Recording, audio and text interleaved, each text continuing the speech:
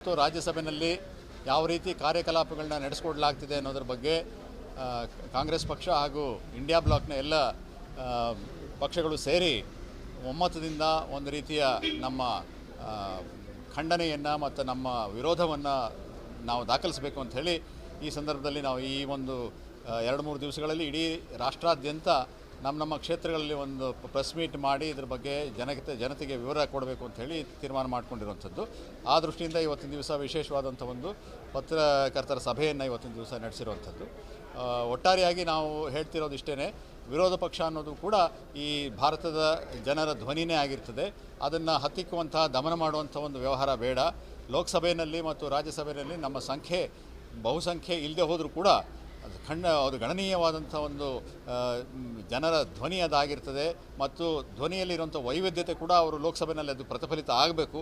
ಆ ದೃಷ್ಟಿಯಿಂದ ನೀವು ಲೋಕಸಭೆಯನ್ನಾಗಲಿ ರಾಜ್ಯಸಭೆಯನ್ನಾಗಲಿ ನಡೆಸೋದು ಪ್ರಜಾಸತ್ತಾತ್ಮಕವಾಗಿ ನಡೆಸಬೇಕು ಅನ್ನೋದನ್ನು ನಾವು ಒತ್ತಾಯ ಮಾಡಲಿಕ್ಕೆ ಈ ಒಂದು ಆಗ್ರಹವನ್ನು ಮಾಡ್ತಾ ಇರುವಂಥದ್ದು. ಲೋಕಸಭೆಯ ಸ್ಪೀಕರ್ ಆಗಿರುವಂಥವರು ಮತ್ತು ರಾಜ್ಯಸಭೆಯ ಅಧ್ಯಕ್ಷರೇನಿದ್ದಾರೆ ಅವ್ರಿಗೆ ನಾವು ಒತ್ತಾಯಪೂರ್ವಕವಾಗಿ ಹೇಳ್ತಾ ಇರೋಂಥದ್ದು. ಒಂದೇ ಒಂದು ಉದಾಹರಣೆ ಅಂತ ಹೇಳಿದರೆ, ಲೋಕಸಭೆಯಲ್ಲಿ ಡೆಪ್ಟಿ ಸ್ಪೀಕರ್ ಅವರ ಒಂದು ಪದವನ್ನು ಸಾಮಾನ್ಯವಾಗಿ ಸಂಪ್ರದಾಯದ ಪ್ರಕಾರ ಅದು ವಿರೋಧ ಪಕ್ಷಗಳಿಗೆ ಕೊಡುವಂಥದ್ದಾಗಿರುತ್ತೆ. ಆದರೆ ನಿಮಗೆ ಗೊತ್ತಿರೋ ಹಾಗೆ ಈ ಒಂದು BJP ಪಕ್ಷ ಅಧಿಕಾರಕ್ಕೆ ಬಂದ ಮೇಲೆ ಡೆಪ್ಟಿ ಸ್ಪೀಕರ್ನ ಅವರು ಮಾಡೇ ಇಲ್ಲ. ಡೆಪ್ಟಿ ಸ್ಪೀಕರ್ ಅನ್ನೋ ಪದವನ್ನು ಅವರು ಭರ್ತಿ ಮಾಡೇ ಇಲ್ಲ. ಇದು ಅವರು ತತ್ಕ್ಷಣವೇ ಮಾಡಬಹುದಾದಂಥದ್ದು ಮತ್ತು ವಿರೋಧ ಪಕ್ಷಗಳಲ್ಲಿ ಒಂದು ರೀತಿಯ ನಂಬಿಕೆಯನ್ನು ಮತ್ತು ಅವರ ವಿಶ್ವಾಸವನ್ನು ಗಳಿಸ್ಕೊಳ್ಳೋದಕ್ಕೆ ಮಾಡಬೇಕಾಗಿರುವಂಥ ಬಹಳ ಸುಲಭವಾದಂಥ ಒಂದು ಕೆಲಸ. ಆದ್ದರಿಂದ ಈ ರೀತಿಯ ಒಂದು ಕೆಲಸದ ಒಂದು ಉದಾಹರಣೆ ಇದೆ. ಅದೇ ರೀತಿ ಒಳಗೆ ಸಭೆ ಸಮಾರಂಭಗಳು ನಡೆಯುವಂಥ ನಮ್ಮ ಸಭೆಗಳು ಮತ್ತು ಚರ್ಚೆಗಳು ನಡೆಯುವಂಥ ಸಂದರ್ಭದಲ್ಲಿ ವಿರೋಧ ಪಕ್ಷಗಳು ನಾವು ಯಾವುದೇ ಬೇಡಿಕೆಯನ್ನಿಟ್ಟರೂ ಕೂಡ ಅದನ್ನು ಬಹಳ ಲಘುವಾಗಿ ಮತ್ತು ತಿರಸ್ಕಾರ ಮಾಡುವ ಮನೋಭಾವದಿಂದ ಅವ್ರು ನೋಡ್ತಾ ಇದ್ದಾರೆ ಅಂಥೇಳಿ ನಮಗಂತೂ ಆ ರೀತಿ ಮನದಟ್ಟಾಗ್ತದೆ ಮತ್ತು ನಮಗೆ ಖೇದ ಅನ್ನಿಸ್ತದೆ. ಈ ರೀತಿ ಆಗಬಾರ್ದು ಅಂಥೇಳಿ. ಉದಾಹರಣೆಗೆ ನಾವು ಒಂದು ಅಡ್ಜರ್ಮೆಂಟ್ ಮೋಷನ್ ಅಂತ ತೆಗೆದುಕೊಳ್ತಾ ಇದ್ದೀವಿ. ಪ್ರತಿನಿತ್ಯವೂ ನಾವು ತೆಗೆದುಕೊಂಡು ಏನು ಅವ್ರಿಗೆ ಚರ್ಚೆಗೆ ಮಂಡಿಸ್ತಾ ಇರ್ತೀವಿ, ಅದು ಯಾವುದನ್ನು ಅವರು ಪರಿಗಣನೆ ಮಾಡ್ತಾ ಇಲ್ಲ. ಇಡೀ ರಾಷ್ಟ್ರದಲ್ಲಿ ನಾವು ತುರ್ತಾಗಿ ಚರ್ಚೆ ಮಾಡಬೇಕಾಗಿರುವಂಥ ಒಂದು ಅಂಶವನ್ನು ಗುರುತಿಸಿ ಆ ಒಂದು ಲೋಕಸಭೆಯಲ್ಲಿ ಮಂಡನೆ ಮಾಡುವಂಥ ಬುದ್ಧಿಶಕ್ತಿ ಆಗಲಿ ಅಥವಾ ಒಂದು ಅನುಭವ ಆಗಲಿ ನಮ್ಮ ವಿರೋಧ ಪಕ್ಷಕ್ಕೆ ಇಲ್ವಾ? ಇದರ ಅರ್ಥ ಏನು? ಇದನ್ನು ನಾವು ಪ್ರಶ್ನೆ ಮಾಡ್ತಾ ಇದ್ದೀವಿ. ಖಂಡಿತ ನೀವು ಈ ರೀತಿ ಮಾಡೋದ್ರಿಂದ ಪ್ರಜಾಸತ್ತಾತ್ಮಕ ಒಂದು ಧ್ವನಿ ಏನಿದೆ ಅದನ್ನು ನೀವು ದಮನ ಮಾಡ್ತಿದ್ದೀರಿ. ಈ ರೀತಿ ಮಾಡಬೇಡಿ. ಲೋಕಸಭೆಗೆ ಮತ್ತು ರಾಜ್ಯಸಭೆಗೆ ಅರ್ಥಪೂರ್ಣವಾದಂಥ ಒಂದು ಚಟುವಟಿಕೆ ಆಗಲಿಕ್ಕೆ ನೀವು ಅವಕಾಶ ಕಲ್ಪಿಸ್ಕೊಡಿ ಅಂಥೇಳಿ ನಾವು ಸಭಾಧ್ಯಕ್ಷಗಳನ್ನ, ಎರಡೂ ಕಡೆಯ ಅಧ್ಯಕ್ಷಗಳನ್ನ ನಾವು ಒತ್ತಾಯಪೂರ್ವಕವಾಗಿ ಕೇಳ್ತಾ ಇರೋಂಥದ್ದು.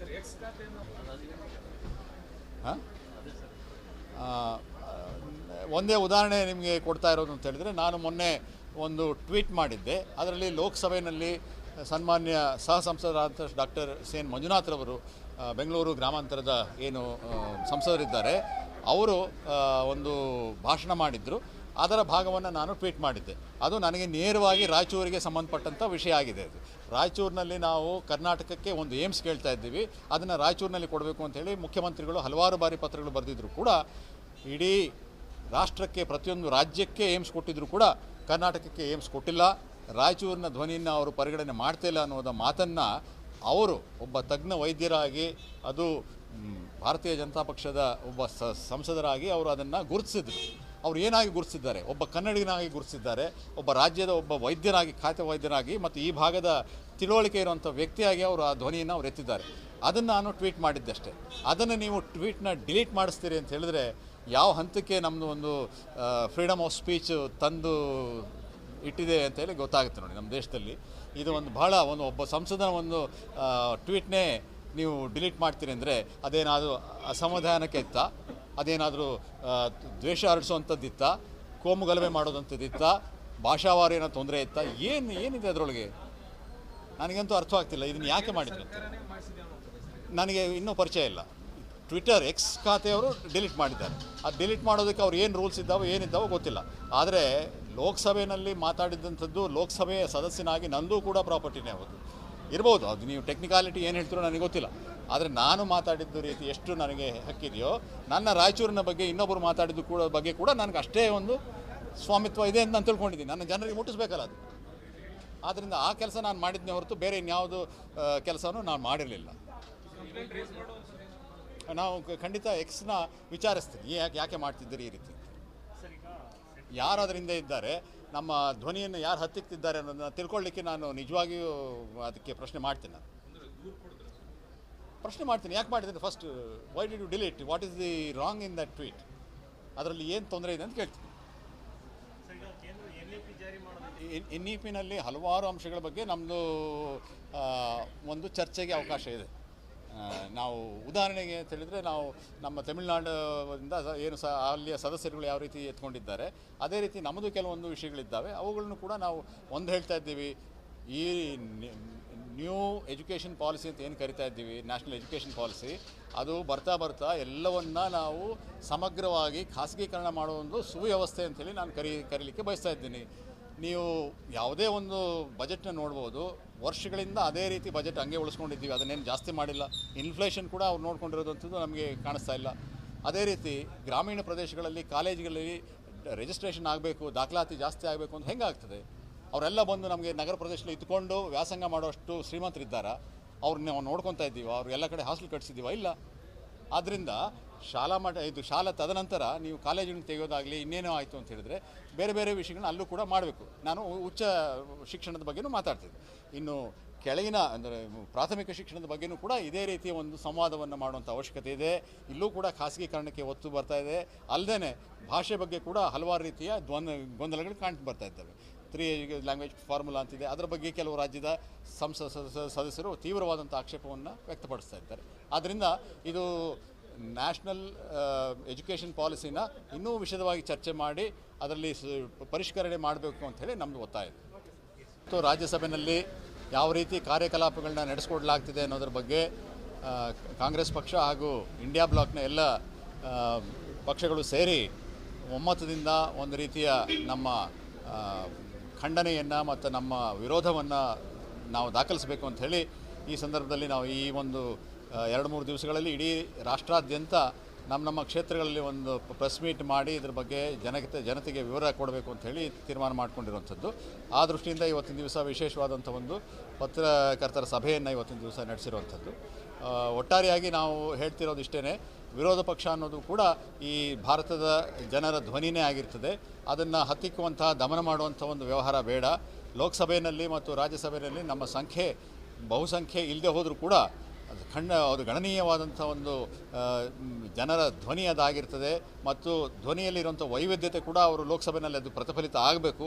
ಆ ದೃಷ್ಟಿಯಿಂದ ನೀವು ಲೋಕಸಭೆಯನ್ನಾಗಲಿ ರಾಜ್ಯಸಭೆಯನ್ನಾಗಲಿ ನಡೆಸೋದು ಪ್ರಜಾಸತ್ತಾತ್ಮಕವಾಗಿ ನಡೆಸಬೇಕು ಅನ್ನೋದನ್ನು ನಾವು ಒತ್ತಾಯ ಮಾಡಲಿಕ್ಕೆ ಈ ಒಂದು ಆಗ್ರಹವನ್ನು ಮಾಡ್ತಾ ಇರುವಂಥದ್ದು. ಲೋಕಸಭೆಯ ಸ್ಪೀಕರ್ ಆಗಿರುವಂಥವರು ಮತ್ತು ರಾಜ್ಯಸಭೆಯ ಅಧ್ಯಕ್ಷರೇನಿದ್ದಾರೆ ಅವ್ರಿಗೆ ನಾವು ಒತ್ತಾಯಪೂರ್ವಕವಾಗಿ ಹೇಳ್ತಾ ಇರೋಂಥದ್ದು. ಒಂದೇ ಒಂದು ಉದಾಹರಣೆ ಅಂತ ಹೇಳಿದರೆ, ಲೋಕಸಭೆಯಲ್ಲಿ ಡೆಪ್ಟಿ ಸ್ಪೀಕರ್ ಅವರ ಒಂದು ಪದವನ್ನು ಸಾಮಾನ್ಯವಾಗಿ ಸಂಪ್ರದಾಯದ ಪ್ರಕಾರ ಅದು ವಿರೋಧ ಪಕ್ಷಗಳಿಗೆ ಕೊಡುವಂಥದ್ದಾಗಿರುತ್ತೆ. ಆದರೆ ನಿಮಗೆ ಗೊತ್ತಿರೋ ಹಾಗೆ ಈ ಒಂದು BJP ಪಕ್ಷ ಅಧಿಕಾರಕ್ಕೆ ಬಂದ ಮೇಲೆ ಡೆಪ್ಟಿ ಸ್ಪೀಕರ್ನ ಅವರು ಮಾಡೇ ಇಲ್ಲ. ಡೆಪ್ಟಿ ಸ್ಪೀಕರ್ ಅನ್ನೋ ಪದವನ್ನು ಅವರು ಭರ್ತಿ ಮಾಡೇ ಇಲ್ಲ. ಇದು ಅವರು ತತ್ಕ್ಷಣವೇ ಮಾಡಬಹುದಾದಂಥದ್ದು ಮತ್ತು ವಿರೋಧ ಪಕ್ಷಗಳಲ್ಲಿ ಒಂದು ರೀತಿಯ ನಂಬಿಕೆಯನ್ನು ಮತ್ತು ಅವರ ವಿಶ್ವಾಸವನ್ನು ಗಳಿಸ್ಕೊಳ್ಳೋದಕ್ಕೆ ಮಾಡಬೇಕಾಗಿರುವಂಥ ಬಹಳ ಸುಲಭವಾದಂಥ ಒಂದು ಕೆಲಸ.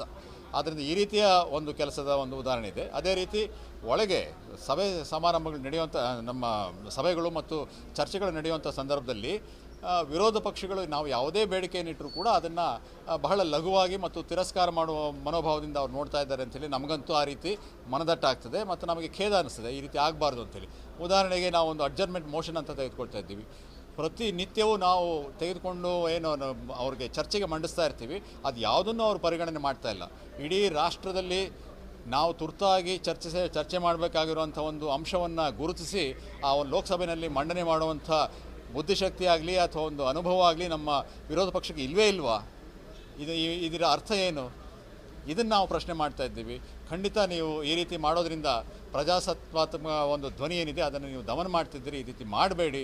ಲೋಕಸಭೆಗೆ ಮತ್ತು ರಾಜ್ಯಸಭೆಗೆ ಅರ್ಥಪೂರ್ಣವಾದಂಥ ಒಂದು ಚಟುವಟಿಕೆ ಆಗಲಿಕ್ಕೆ ನೀವು ಅವಕಾಶ ಕಲ್ಪಿಸ್ಕೊಡಿ ಅಂಥೇಳಿ ನಾವು ಸಭಾಧ್ಯಕ್ಷಗಳನ್ನ, ಎರಡೂ ಕಡೆ ಅಧ್ಯಕ್ಷಗಳನ್ನ ನಾವು ಒತ್ತಾಯಪೂರ್ವಕವಾಗಿ ಕೇಳ್ತಾ ಇರೋದು.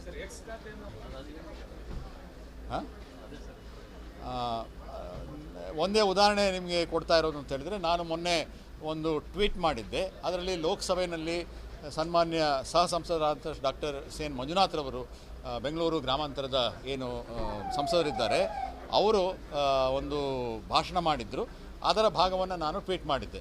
ಅದು ನನಗೆ ನೇರವಾಗಿ ರಾಯಚೂರಿಗೆ ಸಂಬಂಧಪಟ್ಟಂಥ ವಿಷಯ ಆಗಿದೆ. ಅದು ರಾಯಚೂರಿನಲ್ಲಿ ನಾವು ಕರ್ನಾಟಕಕ್ಕೆ ಒಂದು ಏಮ್ಸ್ ಕೇಳ್ತಾ ಇದ್ದೀವಿ, ಅದನ್ನು ರಾಯಚೂರಿನಲ್ಲಿ ಕೊಡಬೇಕು ಅಂಥೇಳಿ ಮುಖ್ಯಮಂತ್ರಿಗಳು ಹಲವಾರು ಬಾರಿ ಪತ್ರಗಳು ಬರೆದಿದ್ದರು ಕೂಡ, ಇಡೀ ರಾಷ್ಟ್ರಕ್ಕೆ ಪ್ರತಿಯೊಂದು ರಾಜ್ಯಕ್ಕೆ ಏಮ್ಸ್ ಕೊಟ್ಟಿದ್ದರೂ ಕೂಡ ಕರ್ನಾಟಕಕ್ಕೆ ಏಮ್ಸ್ ಕೊಟ್ಟಿಲ್ಲ.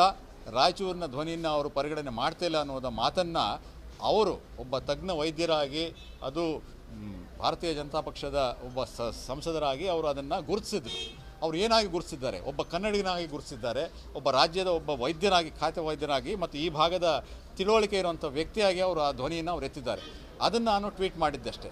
ಅದನ್ನು ನೀವು ಟ್ವೀಟ್ನ ಡಿಲೀಟ್ ಮಾಡಿಸ್ತೀರಿ ಅಂತ ಹೇಳಿದ್ರೆ ಯಾವ ಹಂತಕ್ಕೆ ನಮ್ಮದು ಒಂದು ಫ್ರೀಡಮ್ ಆಫ್ ಸ್ಪೀಚ್ ತಂದು ಇಟ್ಟಿದೆ ಅಂತೇಳಿ ಗೊತ್ತಾಗುತ್ತೆ ನೋಡಿ. ನಮ್ಮ ದೇಶದಲ್ಲಿ ಇದು ಒಂದು ಬಹಳ ಒಬ್ಬ ಸಂಸದನ ಒಂದು ಟ್ವೀಟ್ನೇ ನೀವು ಡಿಲೀಟ್ ಮಾಡ್ತೀರಿ ಅಂದರೆ ಅದೇನಾದರೂ ಅಸಮಾಧಾನಕ್ಕೆ ಇತ್ತಾ, ಅದೇನಾದರೂ ದ್ವೇಷ ಹರಡಿಸೋವಂಥದ್ದಿತ್ತ, ಕೋಮು ಗಲಭೆ ಮಾಡೋದಂಥದ್ದಿತ್ತ, ಭಾಷಾವಾರು ಏನೋ ತೊಂದರೆ ಇತ್ತಾ, ಏನಿದೆ ಅದರೊಳಗೆ ನನಗಂತೂ ಅರ್ಥ ಆಗ್ತಿಲ್ಲ. ಇದನ್ನು ಯಾಕೆ ಮಾಡಿದ್ರು ಅಂತ ನನಗೆ ಇನ್ನೂ ಪರಿಚಯ ಇಲ್ಲ.